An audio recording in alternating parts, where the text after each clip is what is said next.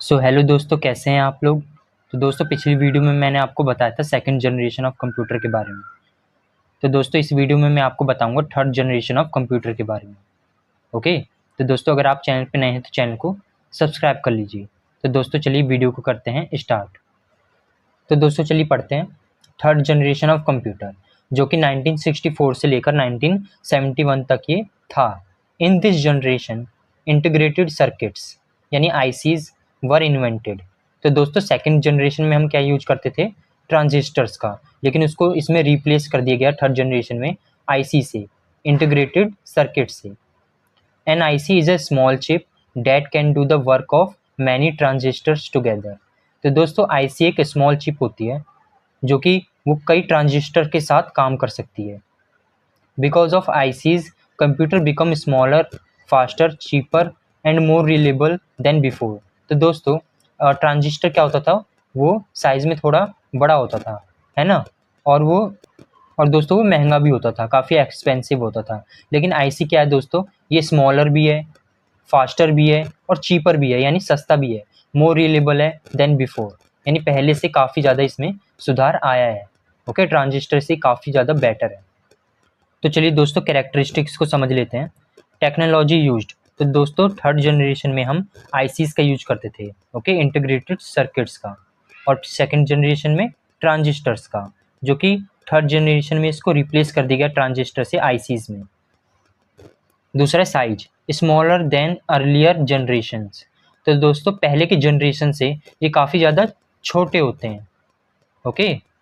Speed में much faster, उससे काफ़ी ज़्यादा फास्ट काम करते हैं। Could do millions of calculations पर सेकेंड, यानी मिलियंस ऑफ कैलकुलेशंस को पर सेकेंड में प्रोसेस कर लेते हैं, इतनी स्पीड होती है उनकी। Storage used magnetic disk and tapes, better memory, RAM. तो दोस्तों, इसमें पिछले जनरेशन में क्या यूज होता था, मैग्नेटिक डिस्क, मैग्नेटिक ड्रम का, है ना।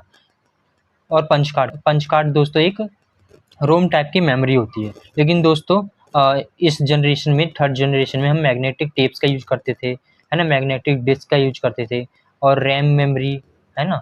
तो दोस्तों, ये काफ़ी ज़्यादा बेटर है। Input output started using keyboard and monitor.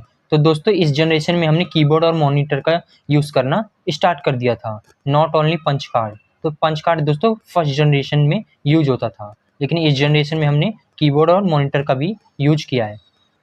Software operating systems introduced supported multi programming. तो दोस्तों, इस जनरेशन में ऑपरेटिंग सिस्टम आ चुका था और वो मल्टी प्रोग्रामिंग कर सकता था, running many programs at the same time, एक ही समय पे कई प्रोग्राम्स को रन कर सकता था। लैंग्वेजेस पॉपुलर लैंग्वेजेस वर कोबोल, फोर्ट्रान, बेसिक्स, है ना। तो दोस्तों, इस जनरेशन में हमने पॉपुलर लैंग्वेज का यूज़ करते थे इसमें, कोबोल, फोर्ट्रान, बेसिक्स। तो दोस्तों, हमारे पास में कुछ एग्जांपल्स हैं थर्ड जनरेशन कंप्यूटर के। IBM 360 सीरीज़ है, हनीवेल 6000 सीरीज़ है, PDP 8 एंड PDP 11 है। तो चलिए दोस्तों, एडवांटेजेस को समझ लेते हैं। Smaller and faster than first and second generation. तो दोस्तों, फर्स्ट एंड सेकंड जनरेशन से ये काफ़ी ज़्यादा छोटे भी होते थे और फास्टर भी होते थे। मोर रिलेबल, यानी ज़्यादा भरोसेमंद होते थे। लेस हीट प्रोड्यूस, और ये कम से कम हीट प्रोड्यूस करते थे। Easier to use with keyboard and monitor. तो दोस्तों, कीबोर्ड और एंड मॉनिटर के आने से काम और भी ज़्यादा आसान हो गया। Cheaper compare to earlier generation, पिछले की जनरेशन से काफ़ी ज़्यादा सस्ता हो गया। डिसएडवांटेजेस देख लेते हैं। Still needed cooling air conditioning. तो दोस्तों, इसको हमको बार बार कूलिंग करते रहना पड़ता था।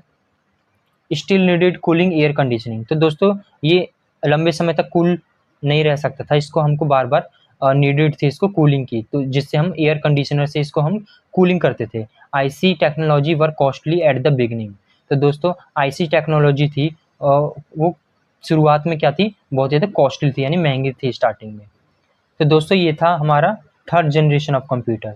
तो दोस्तों, नेक्स्ट वीडियो में मैं आपको बताऊंगा फोर्थ जनरेशन ऑफ कंप्यूटर के बारे में। ओके। तो दोस्तों, इसलिए आप चैनल को सब्सक्राइब कर लीजिए ताकि इस तरीके की वीडियोज़ आपको मिलती रहें। तो दोस्तों, मैं मिलता हूँ आपको नेक्स्ट वीडियो में, तब तक के लिए बाय बाय।